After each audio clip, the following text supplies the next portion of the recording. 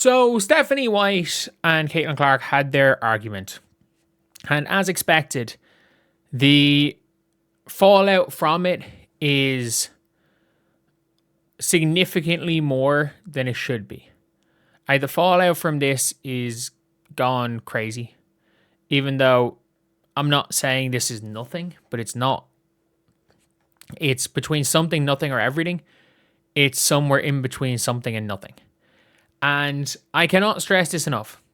People are like, oh, Caitlin Clark, she's going to demand out because of Stephanie White.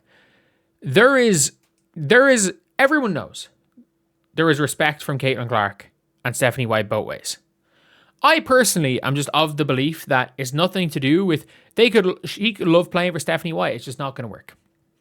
It's just not going to work. And I think for both parties, it's like, you know what, it's just not going to work. And it's a fine thing to say.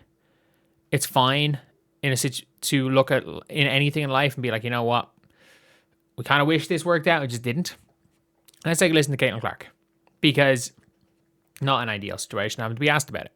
First of all, two people being competitive, two people that really want to win, and you know, I think a lot of those things happen all the time, and I know there's a camera on me, and that's how it's going to be, but there's a lot of people out there in the media or on TV that they think they know a lot of things, and they're just blatantly wrong about a lot of things, and I ride for Steph. I ride for these girls. Steph has my back more than anybody, so you know, nobody in that locker room, in our locker room, or Steph or our coaching staff thought twice about it. It's just another example of what everybody, all of you, want to blow up and make something that is just lost and not in reality. Yeah, this is the first time. This is the second time. This is the second time where I'm gonna say this, that Caitlin is just sick of it. And again, I don't know what it is. I've been saying this for a while. She's sick of it. I don't know whatever it could be. And I've gone as far as to say it could be playing basketball. Like, this is the first time she's basically just like, it's use her wrong. Use her wrong. This is nothing. What are we doing? That's essentially what she's saying. Is, why are we talking about this?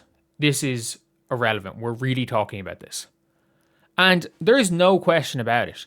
And I've said this. There is a level of respect between Caitlin Clark and Stephanie White. And everybody who has been around the organization, everyone, I haven't spoken to anyone directly involved. I've spoken to people that would, I'm not going to say are the greatest source in the world. Like, it's not directly from Caitlin Clark, but they're enough that I would like trust as sources. Again, they're not people that are making YouTube videos. People talk.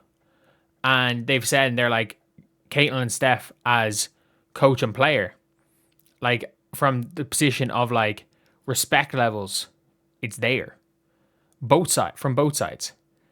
The problem is that they don't fit. It's like, I'm trying to think, is there any I'm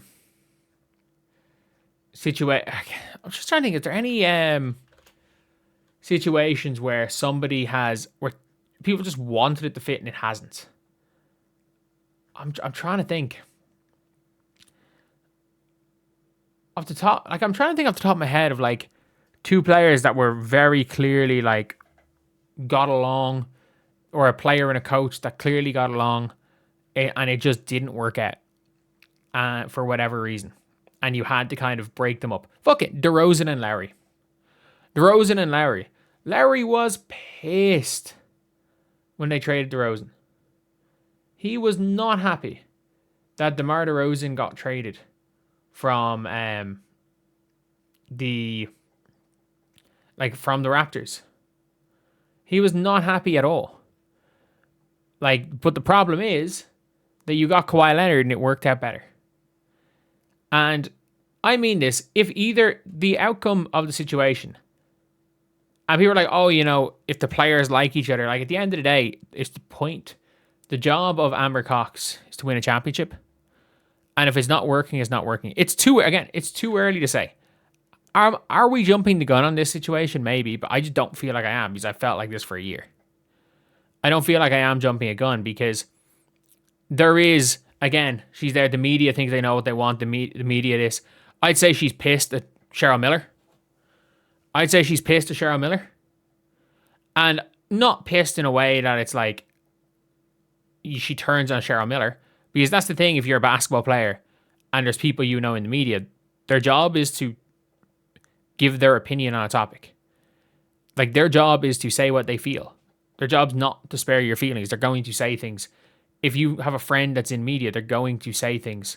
Or someone you're friendly with that ends up going to media, they're going to say things to piss you off. So, but I do think that all of that, and all the media, the likes of Shannon Sharp and stuff, she's absolutely pissed off at this situation.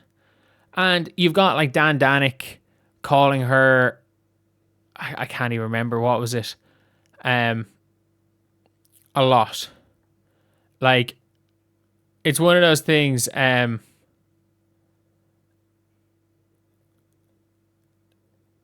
one of those things now where, like, people have gone so far. And you've got Stephanie White having to come out and be like, I was challenging a player. I don't think it becomes an issue if you're watching it in men's sports. I think it happening twice in a week, even in men's sports, would be an issue. Like, I have to be honest. It would be an issue if it happens twice in a week. It wouldn't be like this. And then people in the media are like, she's criticizing the media. But, you know, it's her fans that are asking for Stephanie White to be fired. Being like, she needs to call out her fans, not the media. No, it's the fucking media. I'm sorry. Little Timmy on Twitter saying Stephanie White should be fired. Or not so little Mick in a box room where I can touch both walls with my two hands because I've got nowhere else to work in a country far, far away, doesn't believe that Stephanie White's the right coach for her. I think it's very different than when a USA Today author writes a hit piece because on her, or when another writer writes a hit piece on her because she wouldn't give them a quote after a Golden State game. There's big differences. And you're seeing people in the WNBA media equate random Twitter accounts calling for Stephanie White to be fired to hit pieces being written by national networks. And this is the whole thing that's wrong with it. Like, fans are fans. And fans go to the extremes in every way. That's sports. That is sports. Fans go to extremes. Absolutely. Fans go to extremes.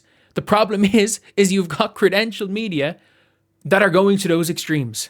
You've got people the league are paying, or not paying, are allowing to get certain access, going to those same extremes the opposite way and turning on her for that reason and calling her coach killer, despite the fact that the Indiana Fever, the only people that matters that want to keep Stephanie White as a coach is the GM and the owner.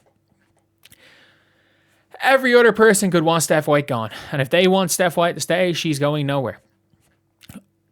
And to be honest, if we really feel like, because it's not like the fans in game are calling for her to be fired like the Dallas Wings fans were last year, or Chris Kaclanis. If fans on Twitter have any actual effect on the way the front office works, your organization's fucked. Your organization is absolutely fucked.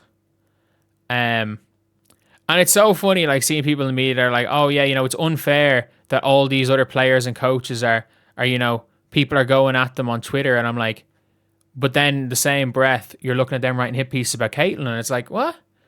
That's one of those whole things, you know, it's fair game. Caitlin Clark's fair game. And it goes further than criticizing the defense, which is not quite as bad as it is, but it was the same with Luka. Like, if a team is going to attack you for 80 possessions a night, that's an exaggeration on the number, but like, if they're going to attack you for every minute you're on the floor, you're going to look worse on defense than you are. Like, I'm sorry, teams could attack Gabby. If teams ISO'd Gabby Williams every single possession, she'd look worse than she is. She'd look better than Caitlin. I'm not saying she'd look like that, but she'd look worse than she is. But yeah, like, it is what it is. The response is kind of exactly what you expect, because Caitlin Clark and Stephanie White are competitors. There's no ifs, ands, or buts about it. Caitlin Clark and Stephanie White are on the same page when it comes to winning. I don't think they're on the same page when it comes to how they go about it. I don't think either of them are happy with what's going on. I think they're trying. I think I've said this plenty of times. The Indiana Fever, or Caitlin Clark and Stephanie White, will try to make it work until it doesn't. The problem is, it's not Caitlin Clark or Stephanie White that are going to decide if they're together. It's Amber Cox and Kelly Krauskopf. They are the people that can pull the trigger on a trade. And it feels very, like, let's be real. Jason Kidd was defending Luka Doncic in public.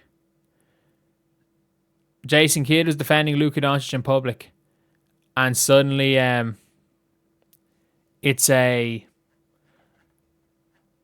suddenly he's gone. I don't think Jason Kidd had very much to do with Luka Doncic being gone. And look, I'm going to be real here, yourself. Like, that is the most extreme nature. I used to watch that dude's podcast. Fuck. That's disappointing. He makes good content as well. That's disappointing. But yeah, it is what it is. And no one has a clue what's going on. I don't think anyone does. But yeah, I just don't feel like two people are going off at each other on the regular on the court. There is a time where it can mean well, they're competitors, but the output is the on-the-court product, and it's not working out for either party. Caitlin Clark being on the floor is not working out for Christy Sides for Stephanie White, and Stephanie White being a coach is not working out for Caitlin Clark on the floor. So the good thing is that there's nothing off the court issues there, that all of this uncoachable bullshit can be put to bed. Still doesn't change the fact that I don't see them starting 2027 season together, because we're in early. I can't see this year being more than 22 wins. Like, if they're above 500 this year, I'll be shocked.